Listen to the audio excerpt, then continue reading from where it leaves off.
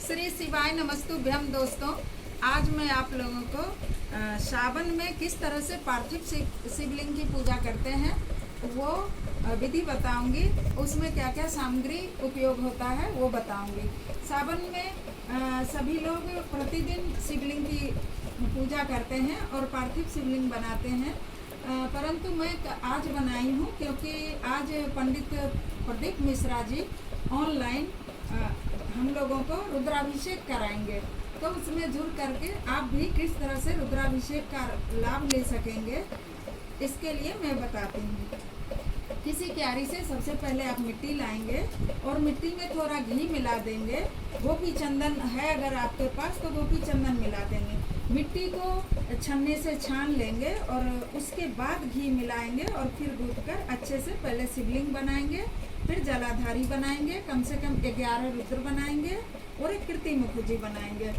फिर आपके पास अगर कोई बड़ा बर्तन है तो उसमें रख देंगे। एक थाली पलट कर उस पर इस शिवलिंग को व्यवस्थित कर देंगे ताकि हम जो जल गिराएंगे रुद्राभिषेक के लिए दूध जल आदि, तो वो नीचे थाली में फिसल कर गिर जाए और हमारा शिवलिंग पूजा पर्यंत टूटे नहीं।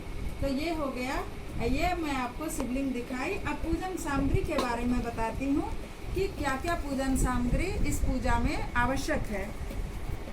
तो सबसे पहले मैं आपको बताना चाहूँगी कुछ अलग है, जैसे कि बेलपत्र है, शमी पत्र है, दुर्वा है, पुष्प है, ये तो अति आवश्यक है।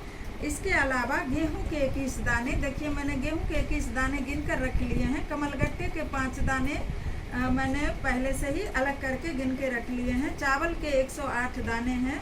काली मिर्च के 21 दाने मैंने इस डब्बे में गिन करके रख लिए हैं। छोटा सा थोड़ा सा 1 चुटकी तिल चाहिए, काले तिल को रख लिया है।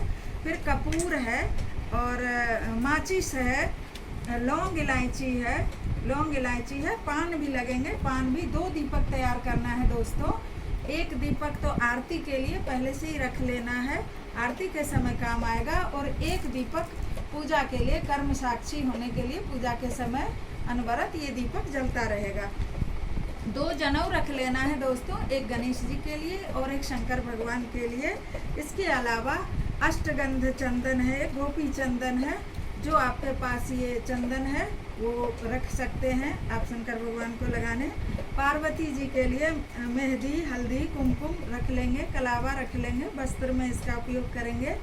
भस्म रख लेंगे अगर आपके पास विभूति भस्म है तो, और यदि नहीं है तो अगरबत्ती जलाते हैं या धूप बत्ती, उससे जो राख गिरता है उसको भस्म के रूप में आप उपयोग करेंगे। गंगाजल मैंने रख लिया है, गंगाजल भी रखना है। इसके अलावा कुछ फल की व्यवस्था कर लेंगे।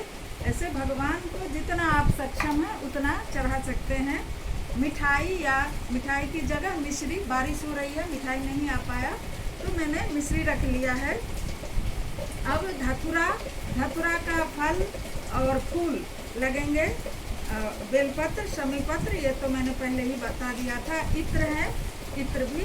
तो ये पूजन सामग्री है। इसके अलावा पंचामृत बहुत मुख्य होता है, तो उसके लिए गाय का कच्चा दूध, शहद है, शक्कर, घी और दही, ये सभी सामग्री को अलग अलग भी रखना है। जैसा पंडित जी बोलेंगे ऑनलाइन कि अब ये चढ़ाइए, उस समय आपको टीवी में देखना है और चढ़ाते जाना है। और एक बर्तन में 5 सामग्री को मिलाकर पंचामृत भी बना लेना है। अबीर है, गुलाल है, ये सभी चीज़ें हैं। तो इस तरह से आप पूजा कर सकते। इन सामग्रियों को एक साथ रख के आप आसन बिछाकर बैठ जाएंगे। हाथ पोंछने के लिए तौलिया, जल आदि डब्बा में रख करके बैठ जाएंगे, टीवी खोलकर टीवी के सामने।